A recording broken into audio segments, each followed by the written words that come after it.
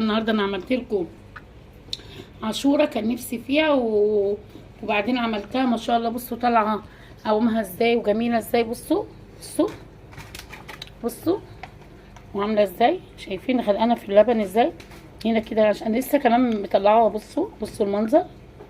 طبعا ايه عايزه اقول لكم هي لسه كمان ما جمدتش، انا عاملاها عملت 13 طبق، طعمها في منتهى الجمال. وتعالوا دلوقتي نشوف الطريقه اللي انا عاملاها بيها وقولوا لي رايكم ايه. هنروح نعملها دلوقتي على هرجع لكم يعني وانا بعمل فيها وتشوفوا بعد باذن الله. دوت نص كيلو قمح الريحان. بصوا ده نص كيلو قمح جبته، قلت ايه اعمله كده اجرب اشوف. انا نفسي اكل عاشوره بقالي فتره، فانا ما باكلش، انتوا عارفين ان انا ما باكلش اصلا، فقلت اعملها ايه، احاول ايه اعمل عاشوره كده يمكن ربنا يسهل اقدر اكلها. ده كيلو لبن، طبعا اللبن اللي انا جايباه لبن نضيف جدا من الزريبه نفسها بجيبه ما شاء الله عليه، يعني لبن عايزه اقول لكم بيطلع من الجاموس على طول. ودوت كيس لبن بخيره نص كيلو، يعني كده كيلو ونص لبن، وكيس لبن نيدو، وكيس كريم جانتيه، واتنين فانيليا. طبعا بقى السكر حسب ما انا عايزه احلي الحاجه، يعني ايه حسب ما احلي هعمله. فطبعا انا هنقع دلوقتي العاشوره، القمح هنقعه في ميه وميه سخنه، وهسيبه اغليه غلوه واسيبه من بالليل لحد الصبح. والصبح بقى باذن الله انا اقوم اعمله وهتشوفوا شكله وطعمه هيبقى باذن الله في منتهى الجمال. وهوريكم الطريقه اللي انا بعمله بيها. انا دلوقتي هنقعه من دلوقتي للصبح، واروح اقوم الصبح بدري اروح عاملاه عبال مثلا ما يستوي وكده. انا بس انا لما بديله غلوه بتنفش وبتبقى جميله كده. هنا طبعا انا غاليه كيلو لبن، فعايزه اقول لكم ان انا هعملها بكيلو ونص لبن. انتوا عارفين ان اللبن غالي، بس بكيلو ونص، بس انا هحط لها حاجات هتخليها في منتهى الجمال دلوقتي. طبعا انا نص كيلو سلقته ونقعته من بالليل كده، فهنزل بيه كله كده. بسم الله الرحمن الرحيم. بسم الله الرحمن الرحيم. في قلب اللبن اللبن اللي بيغلي ده، ولسه غاليه وطفي عليه عشان كان تلج ما ينفعش احطه وهو ساقع. بصوا بسم الله الرحمن الرحيم. ثواني كده عشان اخد بالبتاع احسن.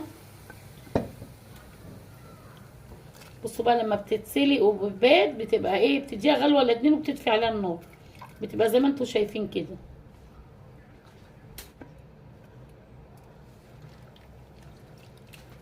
نزلت كده باللبن، فطبعا ايه نقعت فيها اللبن كده. بصوا بقت عامله ازاي. هروح نازله بقى هنا كده بالكيس اللبن اللي هو النص كيلو ده اللي بخيره، هفضيه كله كده، بس هاخد منه بقى شويه هوريكم هعمل بيهم ايه. بصوا هاخد بقى شويه هنا كده. اللهم صل وسلم وبارك عليك يا رسول الله. بصوا يا جماعه، وعندي هنا كيس لبن بودره هنا كده يا جماعه. بصوا هروح مفضيه كده عليه.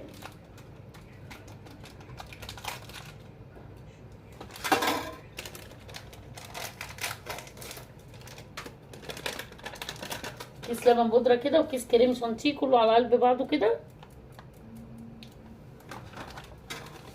بسم الله الرحمن الرحيم. اللهم صل وسلم وبارك عليك يا رسول الله. راح نازله كده بالفانيليا، كيسين فانيليا كده بيدوها طعم وريحه حلوه قوي. بصوا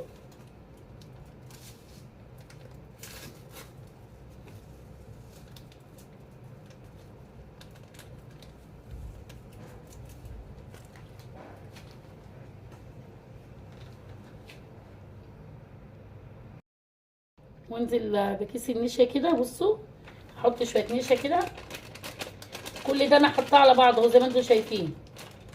بصوا حطيت شويه نشا، مش هكتر بقى لحد ما اشوف لو احتاج تاني احط. واروح ماسكه المعلقه كده. بسم الله الرحمن الرحيم. اللبن البودره ومع كيس لبن نيدو مع كيس كريم جانتيه مع حبه النشا، واروح مقلباهم في شويه اللبن حلو قوي. بصوا على البارد كده. بسم الله الرحمن الرحيم عشان ما يكلكعش مني، بفضل كده وراه لما ايه اعمل. لو عندي مضرب زي ده كده، بس هي يعني احاول على قد ما اقدر بالمضرب كده اعمل كده اهو. بسم الله الرحمن الرحيم. اللهم صل وسلم وبارك عليك يا رسول الله. بصوا بيطلع احلى طبق عاشوره تكليف منتهى الجمال. بصوا انا دوبتها هنا، بصوا خليتها ازاي دابت ازاي، واروح نازله عليها كده كلها كده. طبعا كنا الاول بنعمل العصوره دي. هنا عندي مثلا كوبايه سكر اهي،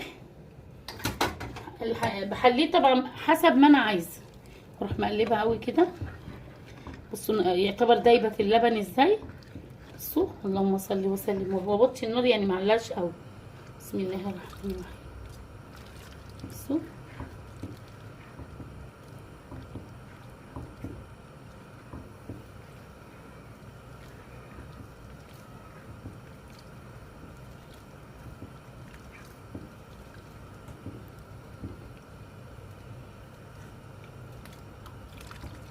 طبعا انا حاسه ان هو دلع شويه، فايه حطيت انا كوبايه يعتبر ونص ايه سكر عليه.